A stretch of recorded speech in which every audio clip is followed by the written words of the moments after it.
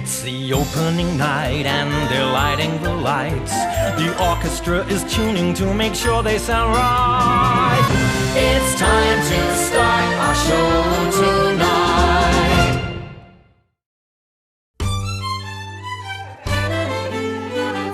No, dear, no, she asked particularly to be left alone. You know what these headaches are like. No, it's better that she is quite quiet and rested. Poor darling. I think she would have fallen asleep by now.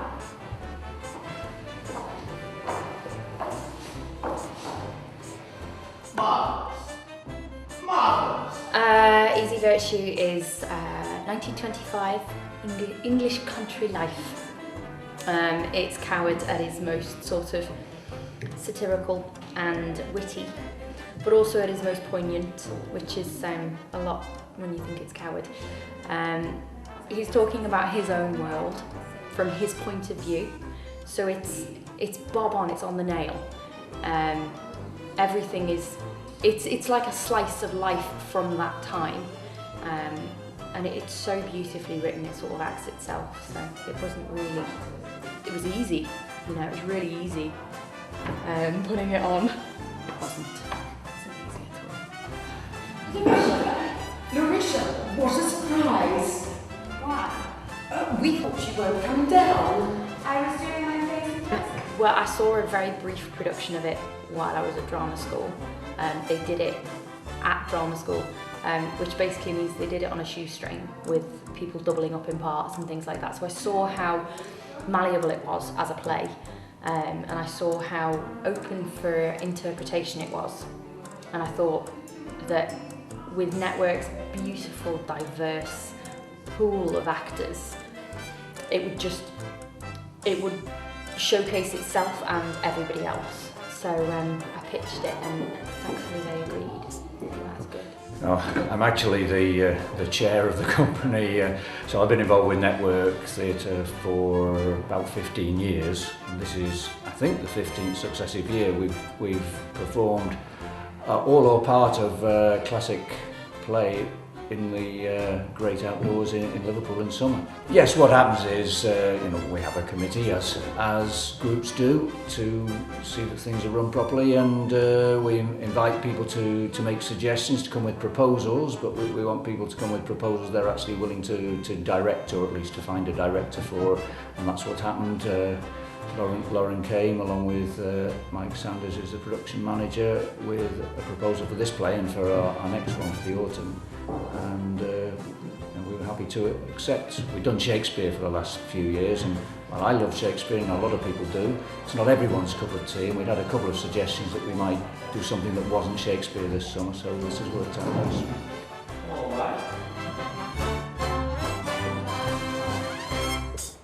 I'm Lucy Rimmer Hall, and I play Hilda in Easy Virtue.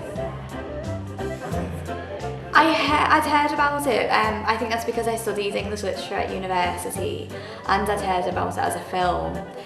Watched the film before I actually auditioned and realised the play is completely different. I actually enjoyed the play more than I enjoyed the film, so I was really eager to get involved, so yeah. Well, I've always been interested in acting ever since I was little, and I've already been in a Liverpool Network theatre production before. I was in The Crucible and played the part of Betty and did a lot of screaming on stage. So when I found out about this, I just wanted to do something a little bit different. I just wanted to keep up with the acting really, and it sounded like a great play, and obviously directed by Lauren, who is amazing, who I knew before. So I was really eager to get involved, yeah. Yes, I got involved with the Network Theatre Group earlier this year. I started going to their workshops. It's the first time I've done any acting since school really, which is a while ago now. And I saw their last production, which was Dracula, which made me want to get involved in the play, so I went to the audition. Yes, a lot of challenges. I'm a Scouser, naturally, so I have to put on a very posh voice. And that was challenging, and my character's very high-pitched as well, so I had to be posh and excited and high-pitched, so that was quite difficult, yeah. Go on in, give us a posh voice in. What do I have to think what she says? Mother, Larry's coming down, she's dancing. Well, what's the Scouse term?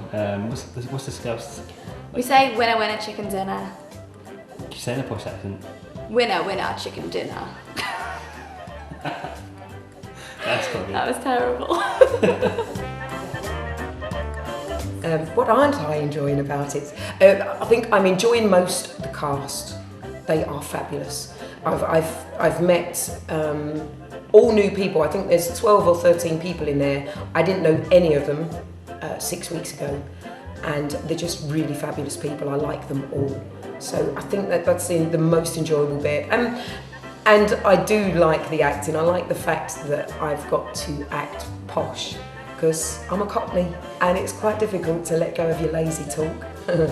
Delighted that you've changed your mind and decided to come down in It's going to look, I'm sure it's going to look great, because Noel Coward's got the 1920s costumes, and again some of the backdrops like Sudley House and some of the beautiful gardens we're going to play in, and the Central Library as well.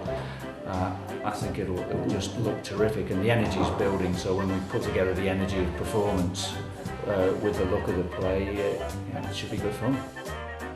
I think I'm looking forward to my friends and family seeing me. To be honest, I'm just looking forward to making people laugh. It's a really funny play, and I'm just really excited about everything. And I'm excited about performing outside as well, because I've never done that before. So that'll be really interesting, but I just can't wait, yeah.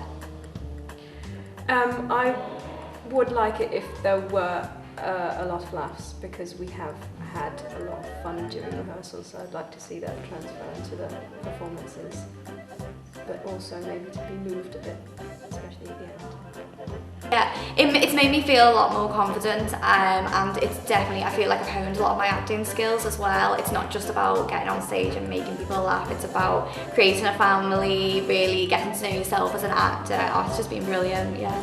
I'm really sad to finish it, really.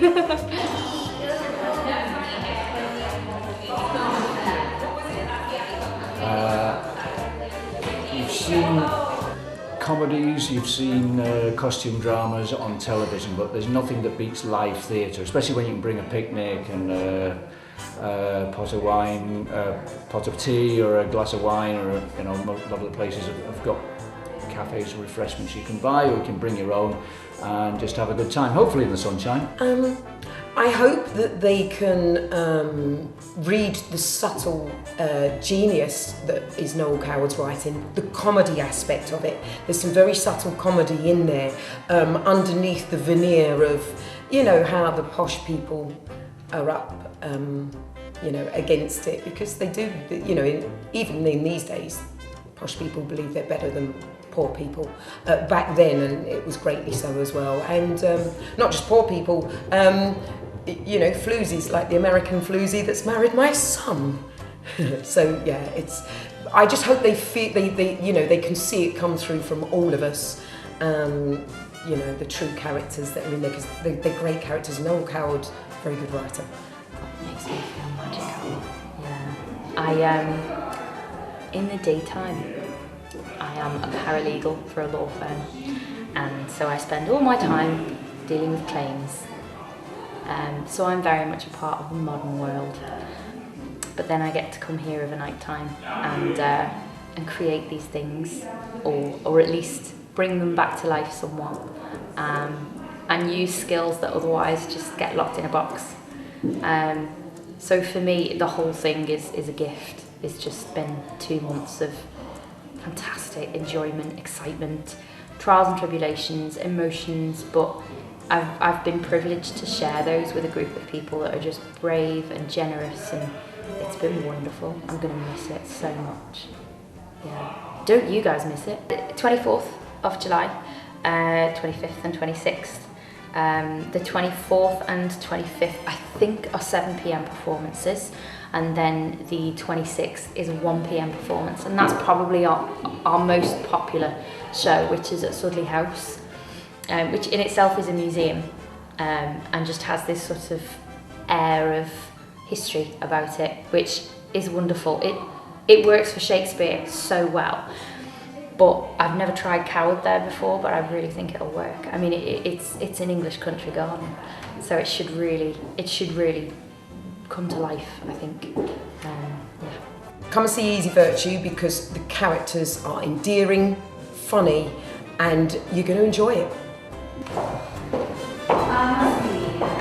Oh yes, please, quickly. Dad, what's the matter?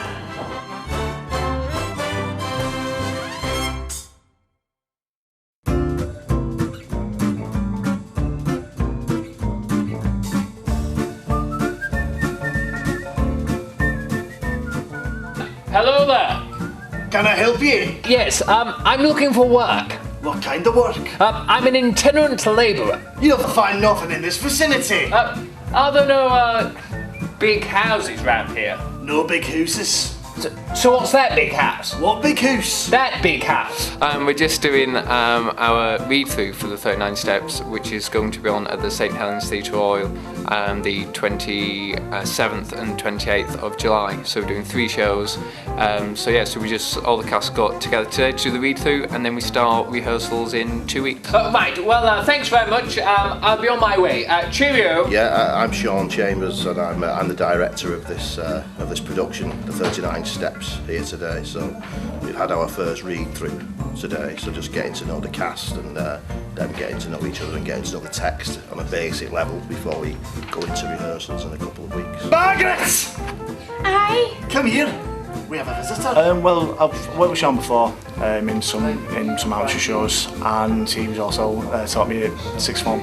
And he rang me up in about March and said, "I'm putting on production 39 Steps. Would you like to be in it?" So I thought, alright, why not? I'm off uni now, so it keeps me busy. I'm Catherine Chambers, and I play the only female in this production. I mess about with my accents, and yeah, it kind of works, doesn't it? Just one of them that works. I didn't know I could do it really, but I'm always doing funny voices and stuff like that, so yeah. I just gave it a go and it worked. Been in these parts long? No, I'm from Glasgow. Glasgow? Did you ever see it? No, I never did. Oh, you should. You should see Sauchiehall Hall Street on a Saturday night with all its fine shops and trams and lights and the cinema palace. So I'm at university, I'm studying acting. So it was just like the first chance to, I've just finished first year, so it was the first chance to like incorporate some of the skills that I've learned into the read-through, into the looking over the scripts, making notes, going on what's going on in the scenes. And as I was doing the analytical stuff, I just found myself literally laughing out loud to some of the lines. It's great. It's great fun. It's a nice challenge as well, like the different accents and stuff like that. But yeah, it's great. You ought not to say that. Ought not to say what? I love doing the comedic parts. I love getting reactions of the audience, good or bad. I sometimes get much fun out of a laugh as maybe a bit too much. But I love it. I love making audiences smile. It's the best part of I think being an actor, just making people go away and making them think and making sure they've had a good time. And that's what I love, being able to give that to people. Like when you see this production in London or something, it's quite sort of, it's fast, but in a kind of a very sort of slick way. I like in this the elements of things could go wrong at any time, and that becomes part of the piece then, you know. I'm deliberately encouraged to make it more farcical than I should really. We sort of take it to the real farcical extremes. I think it gets people laughing, you know, on every level. Say to the gentleman and be quick about it! Your daughter? My wife. Well done. I hope they get as much laughter and fun out of it as we've had, like, doing it. I mean, just reading through today is it just makes you feel good. The laughter, the comedy, it is really good. And like I say, I watched it yesterday and I was buzzing. I couldn't wait to get to rehearsal. It just leaves you feeling, as quite sad as it is, but you feel happy. You're buzzing off the fun and frivolity of it all, really. It's such a farce, it just gets you going. I've worked with most of these actors and they're all really good actors, I'd come with ideas, and as a director you always want your actors to come with ideas, so you don't want to be giving them everything. And these guys turned up today and they thought how they were going to portray it, because I said they're doing, some of them are playing like 20 characters each, so you've got to get that definition, and they come and have different voices and different sort of characterisations for each of those characters, so they thought about it So, and then as a director, then I can shape that and work that into whatever I want it to be, but at least they've got ideas. So yeah, they've all come today knowing what they want to do with it, and I was very impressed with sort of some of their interpretations that we can start to mould and build as we go through into rehearsals in a couple of weeks. Well, the hilarious comedy The 39 Steps is on at the St Helens Theatre Royal on Monday the 27th of July and Tuesday the 28th of July for 3 shows. And you can book tickets online at the St Helens Theatre Royal's website, or in person, or over the phone. And tickets are now available. Then hurry yourself!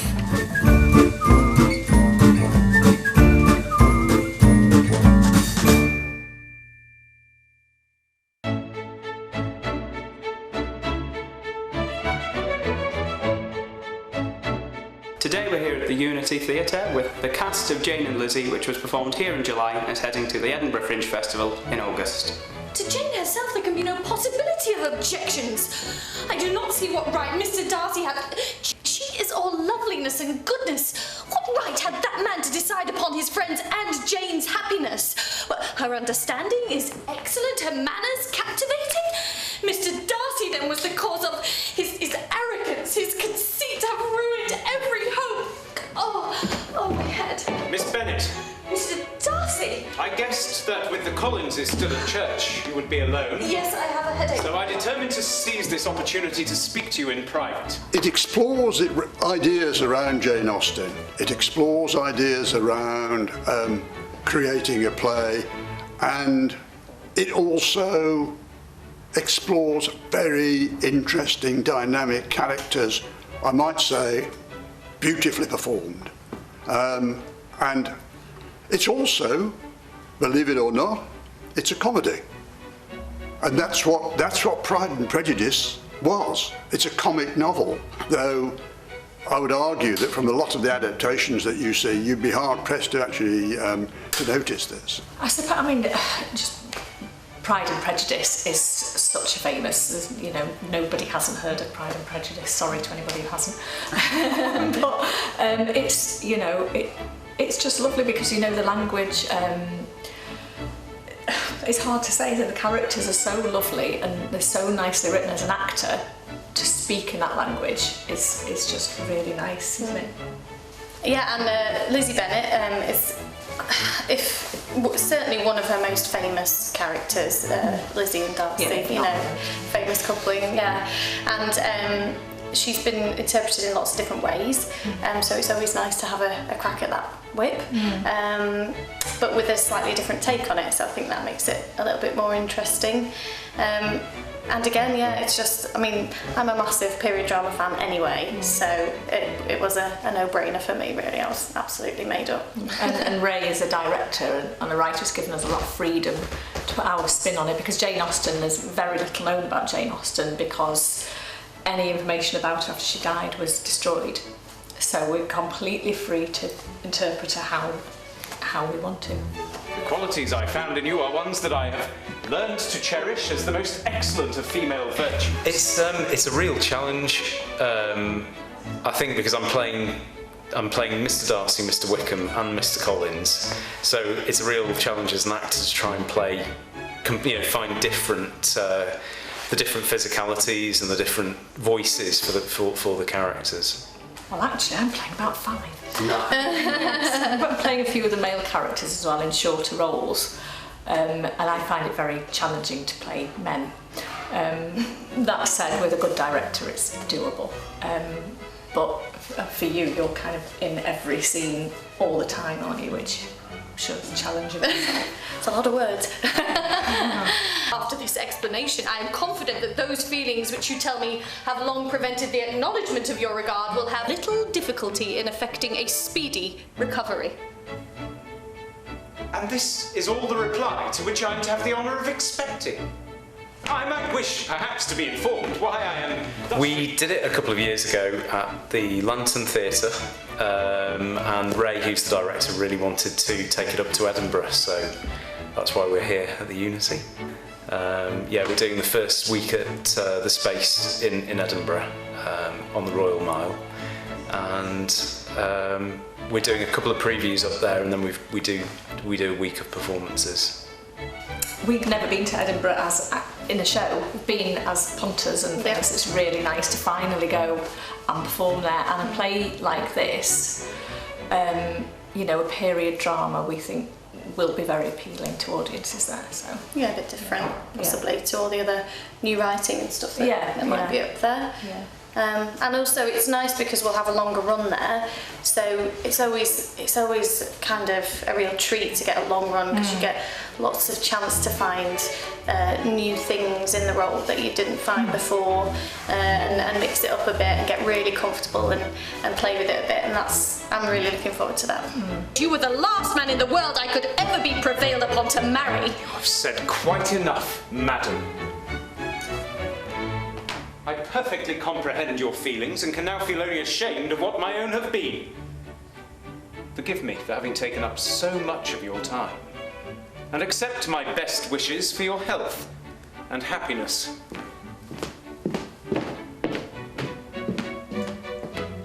Christ, that was horrendous.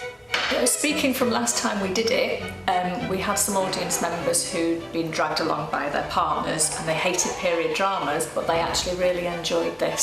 So we think there's something in it for everybody to enjoy. So come.